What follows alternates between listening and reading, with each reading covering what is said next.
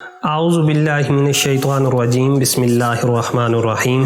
معزز ناظرین گرامی السلام علیکم، میں ہوں آپ کا اپنا محمد عامر الاسلام۔ آ گیا این لڑائی میں اگر وقت نماز، آ گیا این لڑائی میں اگر وقت نماز، قبلہ رو ہو کہ زمین بوس ہوئی قوم حجاز، اور ایک ہی صف میں کھڑے ہو گئے محمود و ایاز، ایک ہی صف میں کھڑے ہو گئے محمود و ایاز، نہ کوئی بندہ رہا نہ کوئی بندہ نواز، بندہ او صاحب و محتاج و غنی ایک ہوئے، بندہ او صاحب و محتاج و غنی ایک ہوئے، اور تیرے دربار میں پہنچے تو سبھی ایک ہوئے۔ سامعین گرامی، اللہ رب العزت نے سورہ مریم اس کی آیت نمبر 59 کے اندر ارشاد فرمایا، فَخَلَفَ مِن بَعْدِهِمْ خَلْفٌ أَضَاعُوا الصَّلَاةَ وَاتَّبَعُوا الشَّهَوَاتِ فَسَوْفَ يَلْقَوْنَ غَيًّا۔ اللہ نے اپنے قرآن میں ارشاد فرمایا کہ ایمان والوں کے بعد ان کی ایسی نالائق اولادیں آئیں جنہوں نے نمازوں کو ضائع کیا اور خواہشات نفسانیہ کی پیروی کی، تو عنقریب ان لوگوں کو جہنم کی ایک وادی غی میں ڈال دیا جائے گا۔ حضرت عبداللہ بن عباس رضی اللہ تعالیٰ عنہ فرماتے ہیں کہ وادی غی جہنم کی ایک سب سے گہری اور سب سے گرم وادی ہے کہ جہنم کی بقیہ وادیاں دن میں 1000 مرتبہ اس وادی سے پناہ مانگتی ہیں۔ اب اس وادی غی کے اندر ایک کنواں ہے جس کا نام حبحب ہے۔ جب جہنم کی آگ بجھنے پہ آتی ہے، جب جہنم کی آگ سرد ہونے پہ آتی ہے، تو اللہ رب العزت اس حبحب نامی کنویں کو کھول دیتے ہیں، تو اس کی بڑک سے، اس کی گرمی سے جہنم کی شدت، جہنم کی حرارت، جہنم کی گرمی اور زیادہ تیز ہو جاتی ہے۔ وادی غی میں کس قسم کے لوگوں کو داخل کیا جائے گا؟ سب سے پہلے نمبر کے اوپر بے نمازیوں کو، دوسرے نمبر کے اوپر سود خوروں کو، تیسرے نمبر کے اوپر شراب نوشی کرنے والوں کو، چوتھے نمبر کے اوپر اس وادی غی میں زانیوں کو ڈالا جائے گا، پانچویں نمبر کے اوپر اپنے ماں باپ کو ایذا دینے والوں کو، اور چھٹے نمبر کے اوپر جھوٹی گواہیاں دینے والے۔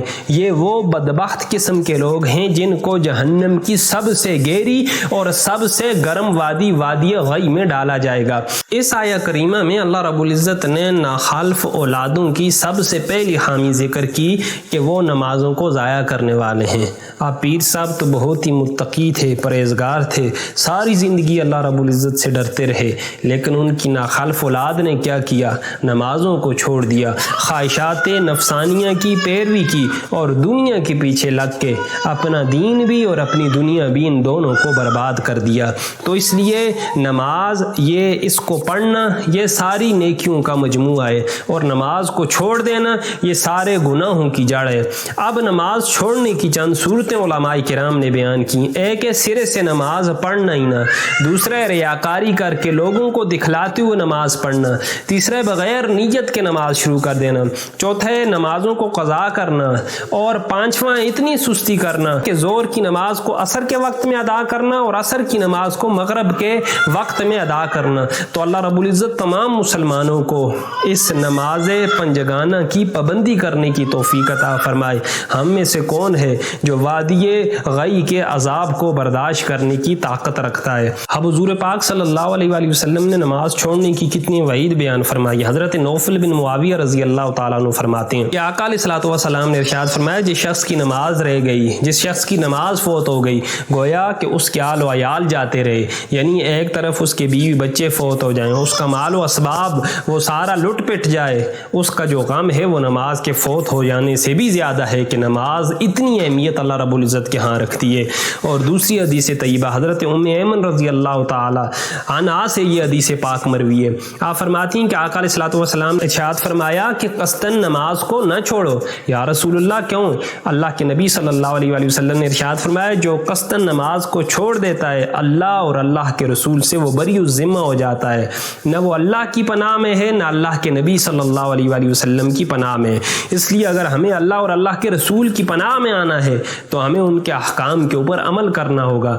ہمیں نماز کو اپنانا ہوگا۔ یہ آج آپ جتنی بے حیائی دیکھ رہے ہیں، جتنی فحاشی دیکھ رہے ہیں، یہ ساری نماز نہ پڑھنے کے سبب ہے، کیونکہ اللہ قرآن میں فرماتے ہیں ان الصلاۃ تنہا عن الفحشاء والمنکر، بے شک نماز بے حیائی سے اور برائی سے روکتی ہے، اور جب نماز ہی نہ پڑھی جائے تو پھر اس گھر کے اندر، اس ملک کے اندر، اس شہر کے اندر بے حیائی اور برائی جو ہے اپنے ڈیرے ڈال دیتی ہے۔ اور تیسری حدیث طیبہ حضرت عقبہ بن عامر رضی اللہ تعالیٰ عنہ کی روایت ہے، آپ فرماتے ہیں کہ اللہ کے نبی صلی اللہ علیہ وآلہ وسلم نے دو گروہوں کے بارے میں فرمایا میری امت میں سے دو گروہ ہلاک کر دیے جائیں گے، پہلے نمبر کے اوپر کتاب والے اور دوسرے نمبر کے اوپر دودھ والے گروہ۔ اب آقا علیہ الصلوۃ والسلام سے پوچھا گیا یا رسول اللہ کتاب والا گروہ کون سا ہے؟ تو اللہ کے نبی صلی اللہ علیہ وآلہ وسلم نے ارشاد فرمایا یہ وہ لوگ ہیں جو اللہ کی کتاب کو اس لیے سیکھیں تاکہ اہل ایمان سے جھگڑا کر سکیں، تو ان لوگوں کو ان کے اس عمل کی وجہ سے ہلاک کر دیا جائے گا۔